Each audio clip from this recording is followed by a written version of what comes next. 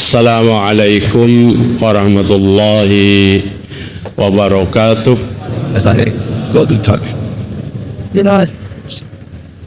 Alhamdulillahi rabbil alamin. Hamdan yuwafi ni'amahu wa yukafi mazidah. Ya Rabbana lakal hamdu kama yanbaghi li jalalika wajhikal karim azimi sultanik. Walahu ma sakana fil laili wan nahar wa huwa as-sami'ul alim. Ashhadu an la ilaha illallah wahdahu la syarika lah wa huwa alladhi yaqbalu at-taubata an ibadihi wa ya'fu anis sayyi'at wa ya'lamu ma taf'alun. Wa ashhadu anna Muhammadan abduhu wa rasuluh al-mab'us rahmatan lil alamin. Ya ayyuhalladzina amanu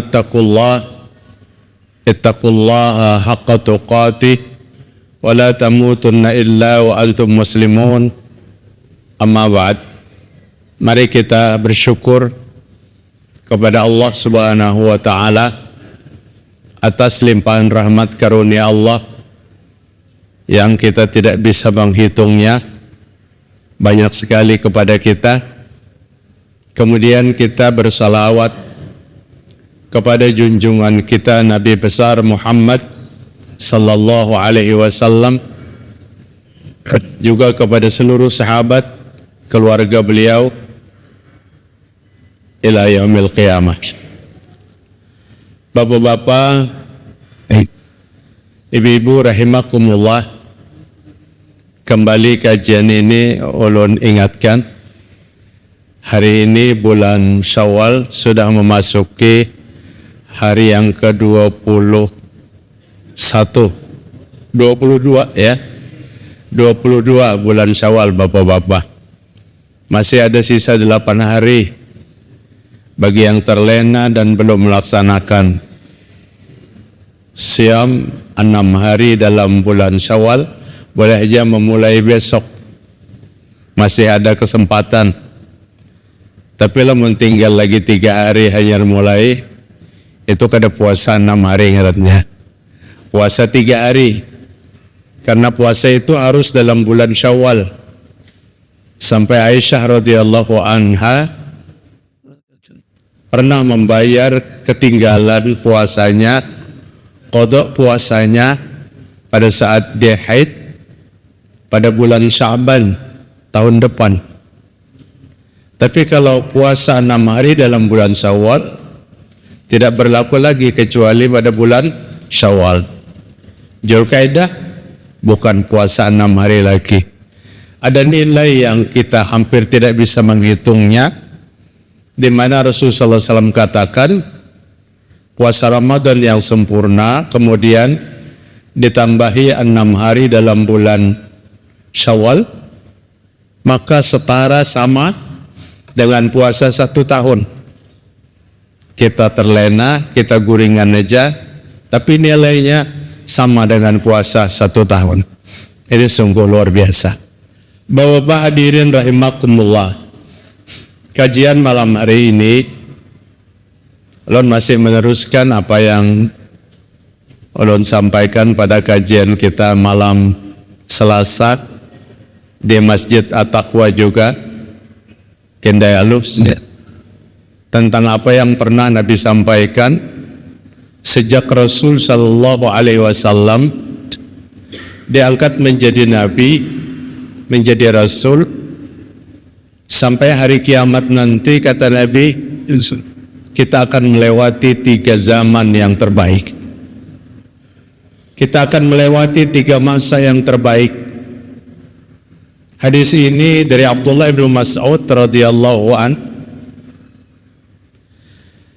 Nabi sallallahu alaihi wasallam qol. Hadis dari Abdullah bin Mas'ud, Nabi Muhammad sallallahu alaihi wasallam bersabda, khairun nas qarni thumma alladhina yalunahum thumma alladhina yalunahum summa yaji'u aqwamun tasbiqu syahadatu a'adukum biyaminahu wa biyaminuhu syahadah. Hadis diriwayatkan Bukhari dan Muslim dalam hadis yang sahih. Hadis ini menjelaskan ada 3 masa yang terbaik sejak zaman Rasul sampai hari kiamat. Ada 3 zaman yang terbaik. Zaman siapa yang dimaksud oleh Nabi? Pertama, khairun nas qarni. Manusia yang terbaik itu pada zamanku. Kalau zaman Nabi berarti zaman siapa? Zaman sahabat Nabi. Masukkah kita di sana? Tidak masuk. Sekalipun banyak orang Indonesia yang mengklaim sebagai sahabat Nabi. Kenapa? Karena katanya dia bertemu dengan Nabi dalam keadaan yaqazah, berhadap-hadapan. Yang oleh akidah kita tidak boleh dipercaya itu. Karena itu tidak masuk akidah yang benar. Bagaimana 10 sahabat mulia? Abu Bakar, Umar, Utsman, Ali, Talha bin Ubaidillah, Sa'ad bin Abi Waqqas, Sa'id bin Zaid, Abdurrahman bin Auf, Jubair bin Awam, Abu Ubaidah, Amir bin Jarrah radhiyallahu anhum. Yang Nabi katakan mereka ke-10-nya akan masuk surga. Tidak pernah ada yang bertemu Nabi pada masanya dalam keadaan berhadap-hadapan. Kalau bermimpi itu dibenarkan oleh Rasul. Jadi kalau ada hari ini orang Indonesia yang bertemu Nabi berhadapan, sedang jangan diumpati kayak itu. Nah, kenapa itu salah? Itu tidak benar. Itu tidak benar. Kadang ada masalah, biar aja kita dipadaakan kajian yang ada sampai, ilmunya belum sempurna.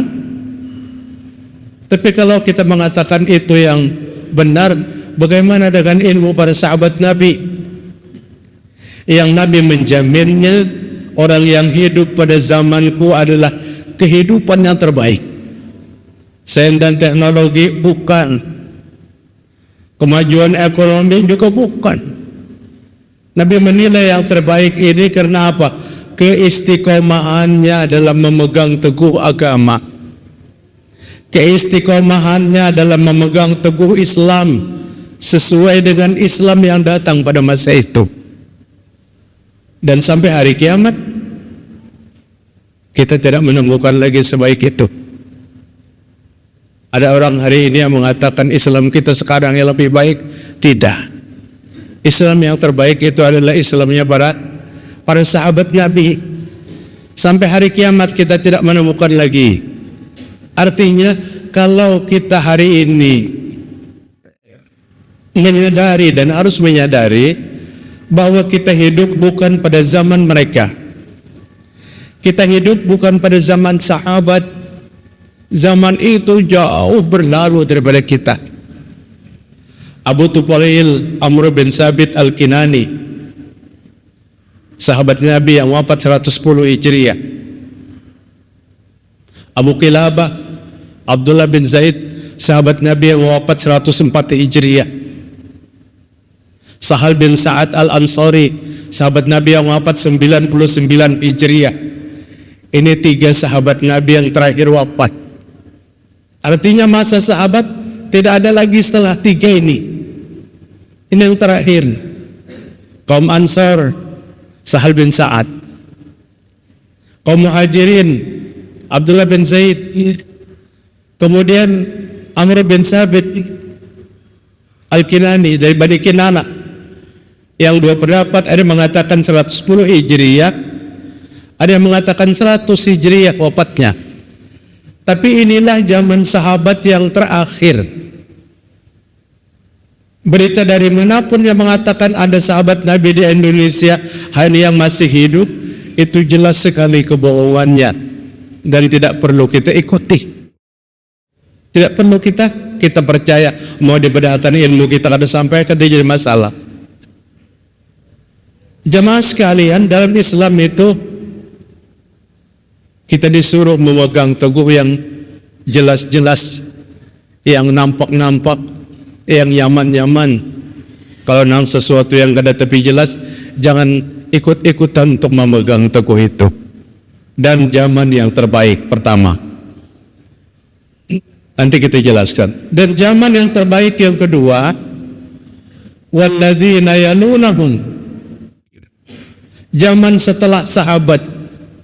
Sahabat Nabi habis, disambung oleh zaman murid-murid sahabat. Di kalangan tabi'in itu ada yang langsung murid sahabat, dan bahkan ada yang hidup di zaman Rasul. Ada yang hidup zaman Rasul. Sahabat Nabi, seorang ulama tabi'in yang sangat tua dari Yaman, namanya siapa? Uwais Al-Qarni. Dia hidup di masa Rasulullah SAW. Dia berusaha untuk bertemu dengan Nabi, tidak sempat bertemu. Padahal dia hidup pada masa Rasulullah SAW. Dia bukan sahabat Nabi, tapi dia tabi'in. Ada lagi kaum tabi'in yang sangat tua, usianya siapa? Sa'id ibn Musayyab, Imam Anas Hasan al-Basri, 21 Hijriah beliau lahir. Ini kalangan tabi'in yang hidup di zaman Rasul, di zaman sahabat, bahkan ada yang hidup di zaman Rasul sallallahu alaihi wasallam, tapi mereka belum sempat bertemu. Kemudian turun kepada ulama-ulama tabi'in berikutnya. Siapa sederet ulama tabi'in yang berikutnya? Banyak sekali. Di antara mereka adalah Imam Abu Hanifah. Kemudian banyak sekali sederet ulama-ulama tabi'in yang berguru kepada sahabat Nabi Muhammad SAW. Atha bin Abi Rabbah, itu ulama-ulama besar, ulama hadis di kalangan para tabi'in. Abu Hanifah sempat berguru kepada sahabat Nabi yang bernama Ibnu Abbas, sehingga dia termasuk tabi'in. Dari 3 madhab, 4 madhab, Hanafi, Maliki, Syafi'i, Hambali, 1 kalangan tabi'in, dan 3 tabi'ut tabi'in. Karena dari Imam Malik sampai ke Imam Ahmad bin Hanbal, kada pernah bertemu dengan sahabat Nabi Muhammad SAW. Mereka berguru kepada siapa? Kepada murid-murid sahabat, tapi zaman mereka masih tetap zaman yang terbaik. Zaman mereka masih tetap zaman yang paling benar dalam memegang teguh agama. Ini yang Nabi katakan, 3 zaman, dan ketiga zamannya ini kada ada lagi pada zaman kita hari ini. Masuk tabi'in kah? Tidak. Tabi'ut tabi'in tidak. Apalagi sahabat Nabi. Apalagi sahabat Nabi. Kepada kita apa? Kepada kita diperintahkan untuk mengaji kepada mereka, mengikuti cara-cara mereka beragama, mengikuti cara-cara mereka berakidah, beramaliyah, beribadah, yang dijamin keselamatan. Dan kita sadari, makin berkembang zaman ini, makin tua dunia ini, keluaran akidah-akidah antik, akidah-akidah baru, sampai tamat kada bersesolatan lagi. Karena sebelum solat sudah solat. Kemudian ada lagi ibadah-ibadah yang jelas bukan warisan-warisan Islam.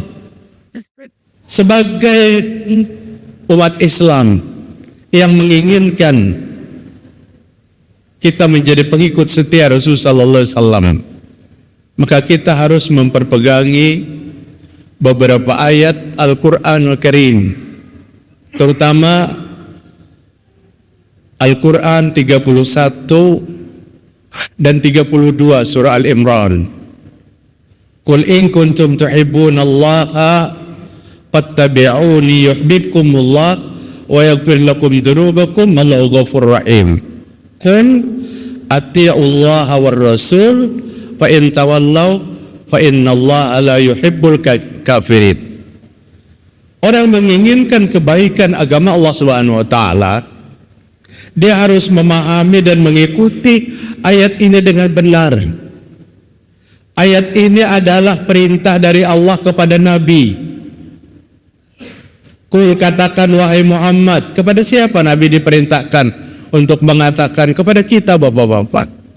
Karena kita umat Nabi Muhammad SAW. Kita pengikut setia Nabi Muhammad SAW. Apa kata Allah Ta'ala? In kuntum tuhibbunallah fattabi'uni yuhibbukumullah. Jika kalian mencintai Allah Ta'ala, maka ikuti aku, kata Nabi. Apabila kalian mengikuti aku, yuhibbukumullah, Allah akan mencintai kalian. Indah sekali ayat ini. Ayat ini adalah resep atau kiat untuk tidak cinta bertepuk sebelah tangan. Cinta bertepuk sebelah tangan menyakitkan dengan manusia aja, apalagi dengan Allah Ta'ala. Dia habis-habisan mencintai seseorang, tapi orang yang dicintainya kan tahu-tahu. Dia menghayal siang dan malam, tapi dia mencintai, cintanya tidak bersambut. Ayat ini menyatakan agar cinta kita kepada Allah disambut oleh Allah Ta'ala. Fattabi'uni, kata Nabi, ikuti aku.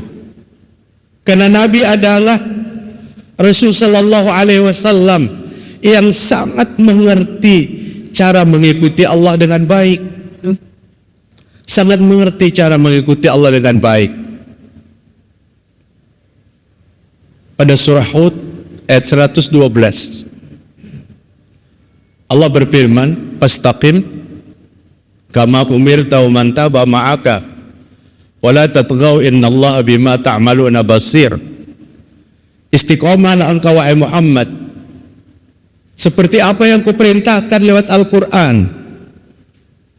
Wa man taba ma'aka, dan ajaklah orang yang taubat bersamamu untuk istiqomah dalam memegang teguh agama ini.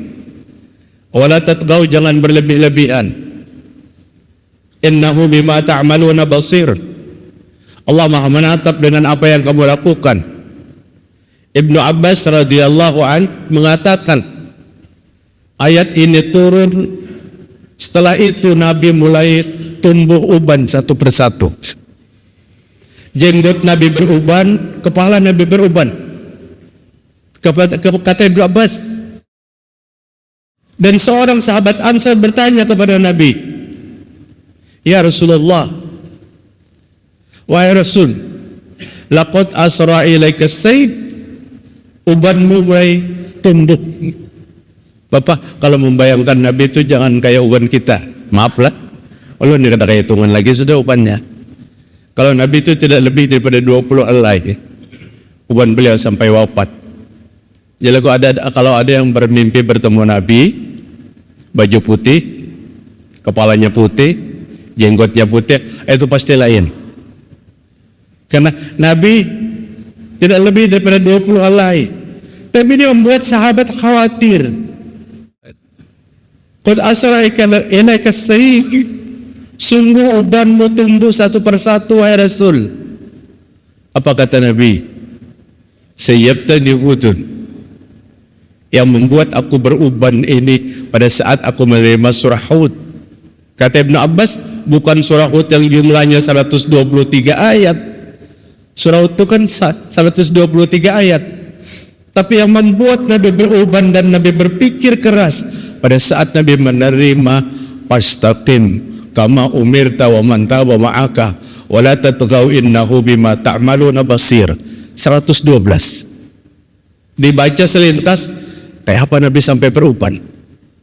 Karena kita tidak menghayati ayat itu. La asyaddu wa la asyaq ila bihadhil ayat, kata Ibnu Abbas. Tidak ada yang lebih berat Nabi terima kecuali ayat ini. Tidak ada yang lebih muskil kecuali ayat ini. Ayat ini memerlukan praktek dan contoh dalam kehidupan Nabi dan dalam kehidupan kita sampai hari kiamat. Karena Nabi disuruh istiqomah, dan Nabi disuruh orang-orang yang taubat bersama Nabi, para sahabat, orang yang beriman bersama Nabi sampai hari kiamat, untuk istiqomah dengan memegang teguh agama. Kenapa zaman sahabat itu zaman yang terbaik? Keistiqomahannya, bapak-bapak. Sains dan teknologi tidak ada apa-apanya waktu itu. Tapi dalam Islam mereka betul-betul menjadi orang yang memegang teguh apa yang datang dari Allah dan apa yang datang dari Rasul sallallahu alaihi wasallam. Akidah mereka jaga dengan baik. Ibadah mereka lakukan dengan benar. Sampai seorang Umar bin Khattab radhiyallahu an berdiri di samping Baitullah menghadap Hajar Aswad. Inni a'lamu annaka hajarun la tadur wa la tanfa. Hajar Aswad, aku tahu kau ini batu. Batu yang tidak bisa memberikan manfaat, tidak bisa memberikan mudarat. Jika aku tidak melihat Nabi menciummu, maka aku tidak akan cium. Aku akan menciummu, Hajar Aswad, jika aku akan melihat Nabi menciummu. Artinya apa? Apa yang dilakukan oleh seorang Umar bin Khattab dalam bentuk ibadah termasuk mencium Hajar Aswad, karena berpedoman kepada contoh yang diajarkan oleh Nabi Muhammad SAW. Dan itulah ibadah. Itulah ibadah. Ayat 110 surah Al-Kahfi, bapak-bapak.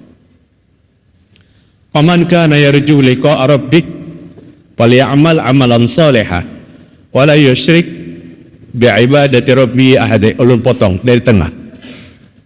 110 ya, terakhir surah Al-Kahfi. Apa yang Allah katakan? Jika aku berharap untuk bertemu Allah nanti kelak di akhirat, Allah tuntut hanya dua macam. Beramallah dengan amal yang salih, wal ya'mal amalan salihah. Yang kedua, wala yusyrik bi'ibadati rabbih. Jangan menyekutukan Allah dalam beribadah kepada Allah. Syaratnya tidak banyak-banyak, jangan syirik, ibadah benar. Akan bertemu dengan Allah nanti, pertemuan yang indah dan mesra. Al-Hafiz Ibnu Katsir dalam tafsir beliau, wal ya'mal amalan salihah, hendaklah beramal dengan amal yang salih, ittiba'un Nabi sallallahu alaihi wasallam. Amal yang salih itu yang mencontoh kepada Nabi. Sebanyak apapun, sekian banyak apapun orang mengagumi amal itu, jika tidak Nabi yang mengajarkannya, maka bukan amal salih. Bukan amal salih.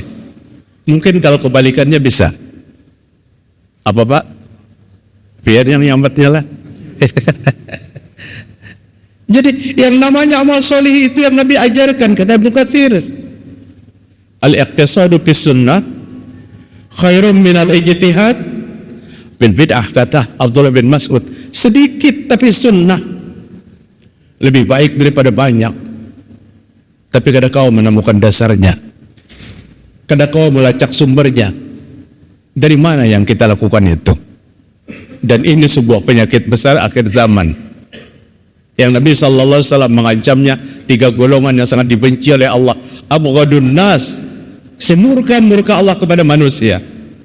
Ada 3 golongan. Salah satu di antara 3 golongan ini, wa mubtaghin fil islami sunnatal jahiliyah. Orang Islam yang masih melakukan sunnah-sunnah jahiliyah.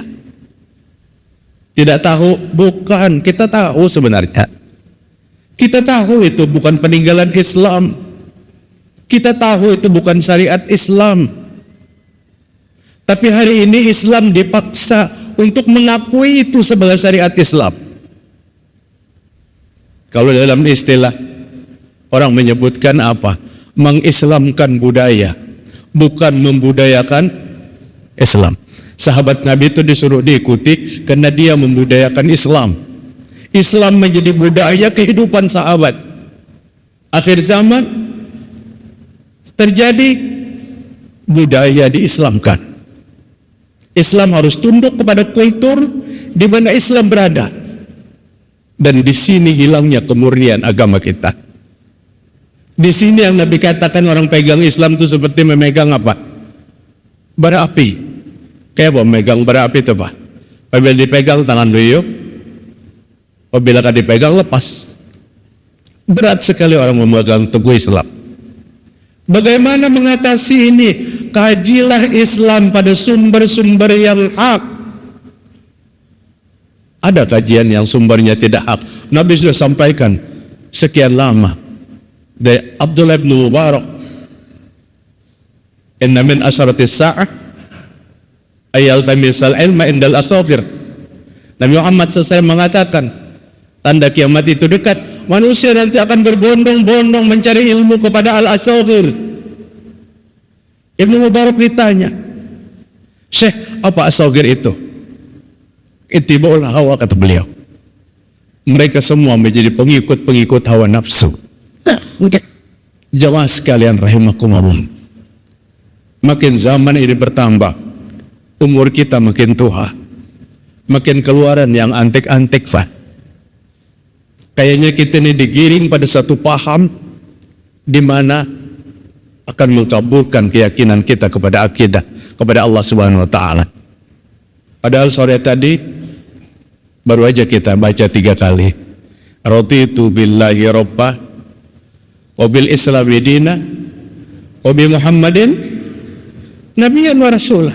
Pagi nanti besok raditu billahi rabba. Sebuah pernyataan yang kita ucapkan di hadapan Allah, tapi pernyataan itu hanya lipstik semata. Prakteknya tidak seperti itu. Prakteknya tidak seperti itu. Jamaah sekalian rahimakumullah, itulah manusia yang terbaik. Manusia yang terbaik. Tadi ulun berbicara tentang 112 surah Hud yang membuat uban Nabi satu persatu bertambah. Fastaqim kamu umirtah. Istiqomalah engkau seperti apa yang kuperintahkan dalam Al-Quran. Wa man taba ma'aka, bersama orang yang taubat bersamamu. Siapa? Sahabatmu, umatmu, orang yang beriman kepadamu sampai hari kiamat. Wala tatghaw, kata Allah, jangan berlebih-lebihan. Agama itu punya tuntunan tersendiri, punya takaran tersendiri, punya ukuran tersendiri. Jangan berlebih-lebihan. Innahu bima ta'maluna basir. Allah Maha menatap dengan apa yang kamu lakukan. Sebenarnya jamaah sekalian, bapak-bapak, ibu-ibu, kalau kita sebagai seorang muslim memegang teguh Islam ini seperti Islam itu lahir pertama kepada Nabi Muhammad SAW, maka sungguh sangat meringankan kita. Tidak berat kita memegang teguh agama ini pada saat agama itu asli apa adanya. Tapi apa yang terjadi sekarang terasa berat. Harus begini, harus begini. Kenapa? Karena banyak dicampur adukkan dengan hal-hal yang tidak sesuai dengan syariat, yang tidak sesuai dengan syariat agama kita. Kenapa? Zaman mereka zaman yang terbaik. Karena zaman mereka zaman yang istiqomah dalam memegang teguh agama Islam. Ayat 100 surah At-Taubah. Sering sekali kita angkat ayat ini. Was-sabiqunal awwaluna minal muhajirin wal ansar walladzina ittaba'uhum bi ihsan radhiyallahu anhum wa radu an wa adda lahum jannatin tajri tahtiha al-anhar. Gembira kita membaca ayat ini, Bapak-bapak. Allah Subhanahu wa taala menjanjikan kepada 3 golongan. Bahkan kata para ulama, hanya 3 golongan ini yang akan masuk surga. Adakah kita dalam 3 golongan ini? Yang pertama, as-sabiqunal awwalun minal muhajirin. Orang yang pertama masuk Islam dari kalangan muhajirin. Siapa muhajirin itu? Orang-orang Mekah yang rela berhijrah ke Madinah. Datang ke Madinah, yang mereka datangi ujar arwah itu kadada kancur jadi angau ujar sendiri dikit. Pamla pian kancur jadi angau tu. Kada bakal warga sedikit-dikit. Kalau pam, aku datang ke sana, ada sepupu sekali, sepupu 2 kali, sepupu 5 kali. Ini sepupu 10 kali kadada. Yang didatangi orang Makkah ke Madinah, tapi mereka siap tinggalkan usaha, tinggalkan rumah, tinggalkan anak, tinggalkan istri. Untuk apa? Li'ilai kalimatillah, untuk menyebarkan kalimat Allah, karena hijrah ini perintah Allah Subhanahu wa taala. Ini yang pertama orang yang akan masuk surga. As-sabiqunal awwalun minal muhajirin. Sudah tadi kita kisahkan Muhajirin terakhir wafat 104 Hijriah. Abdullah bin Zaid. Kemudian Amr bin Sabit 110 Hijriah. Ada yang mengatakan 100 Hijriah. Wal Ansor. Yang kedua yang akan masuk surga itu adalah Ansor. Ansor pada ayat ini adalah Ansor sahabat. Apa namanya? Kita tidak mencaci, kita tidak menghina organisasi. Artinya pembicaraan kita, pencerahan tentang Islam tidak ada konteks organisasi sedikit pun. Walladzina taba'uhum biihsan. Di sini kita wajib masuk. Kalau kita tidak masuk yang terakhir ini, maka tidak dijamin. Dan orang-orang yang mengikuti sahabat Nabi itu dengan baik. Kita harus siap mengikuti sahabat Nabi dalam beragama. Tapi ikutan kita dalam beragama adalah sahabat Nabi Muhammad SAW, kemudian tabi'in, kemudian tabi'ut tabi'in. 3 zaman yang terbaik. Kata Nabi Muhammad SAW. Wajib kita mengikuti itu. Maka 3 ini akan terkumpul. Radhiyallahu anhum wa radu'an. Allah ridho kepada mereka dan mereka ridho kepada Allah. Wa'addalahum jannatin tajri tahtaha al-anhar. Allah menyiapkan bagi mereka surga yang mengalir di bawahnya sungai-sungai. Jemaah sekalian, pengorbanan kita hari ini kepada agama kita dibandingkan dengan para sahabat masa lalu, kan ada artinya. Memang pantas mereka orang yang paling berkorban untuk agama ini. Mereka adalah orang yang paling mencintai kepada Nabi Muhammad sallallahu alaihi wasallam. Adakah orang yang lebih cinta daripada sahabat kepada Nabi? Ada. Biar hari ini teriak-teriak, kita adalah orang yang mencintai Rasul. Tidak seperti kecintaan para sahabat. Sahabat itu mencintai dan mengikuti, tidak pernah mengkhianati. Kadang-kadang orang berteriak mencintai, belum tentu mengikuti. Belum tentu mengikuti. Bapak-bapak, suatu hari kami bepergian, menengok cucu waktu di pondok waktu itu. Ulun tidak sebutkan kampungnya, karena harus dijemput pagi-pagi. Ulun berangkat sebelum subuh. Sebelum subuh, waktu itu bulan Rajab Pak. Berangkat sebelum subuh sampai ke sebuah kampung, berkumandang azan subuh. Lewat di sebuah masjid, lampunya belum menyala, masjidnya berkunci. Lewati lagi terus.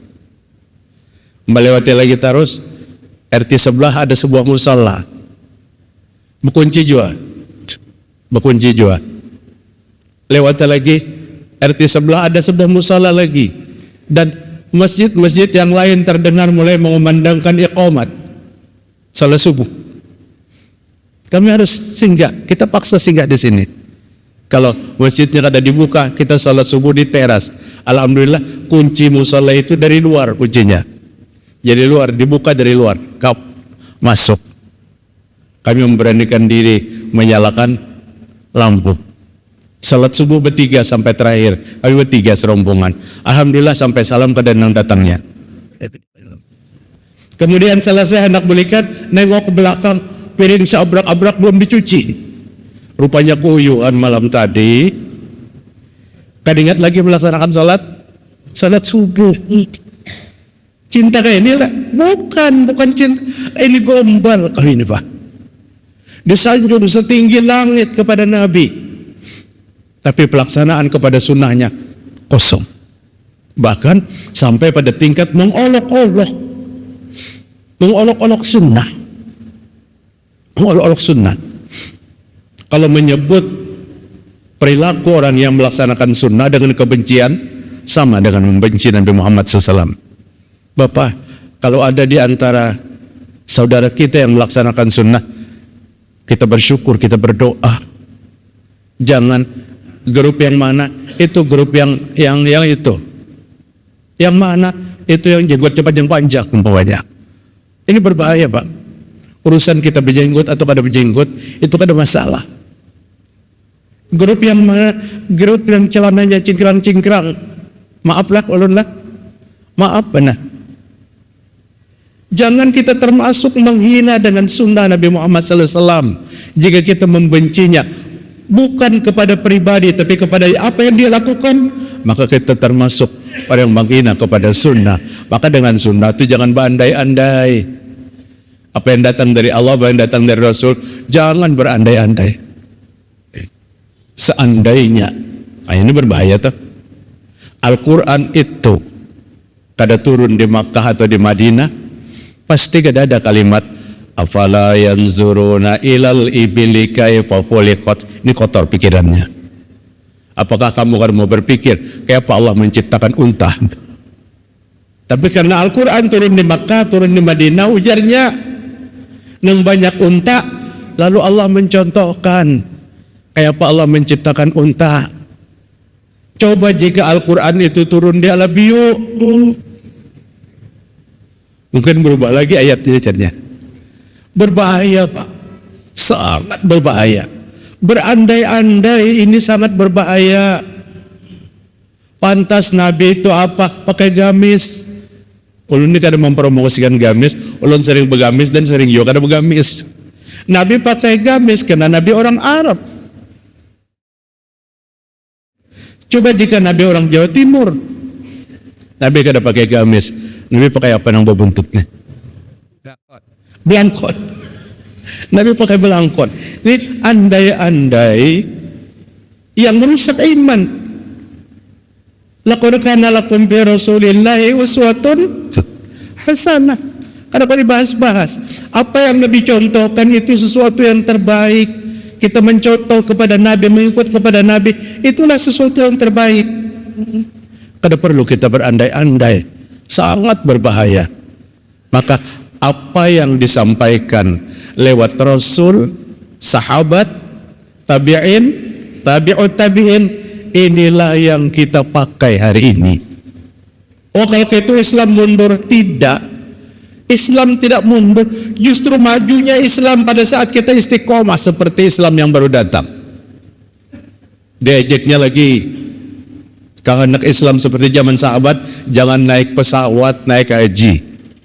Naik apa? Naik unta. Jurun kalau ada yang ngomong kayak itu cepat bawa tukang ruqyah, itu apa perlu ruqyah tuh? Itu rusak pikirannya. Kenapa ngomong seperti itu?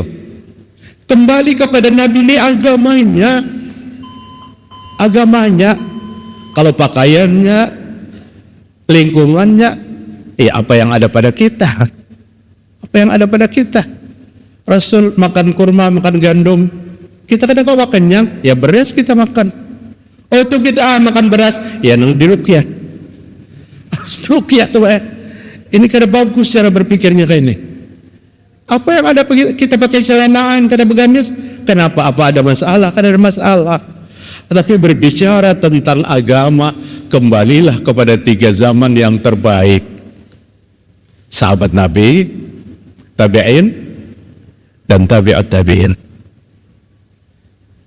Cukup lah. Sudah kalau mana apa yang dapat disampaikan mudahan bermanfaat. Ulun dan daman bener Pak Elon Pian. Bicara miasan, asa 10 tahun kada bertahuan. Mudah-mudahan kita berataan sehat walafiat lahir batin. Allah panjangkan umur kita untuk ibadah kepada Allah Subhanahu wa taala. Allah menerima mudah-mudahan segala amal ibadah kita dan mengampuni dosa dan kesalahan kita. Subhanakallahumma wa bihamdika asyhadu an la ilaha illa anta astaghfiruka wa atubu ilaik. Wassalamualaikum warahmatullahi wabarakatuh.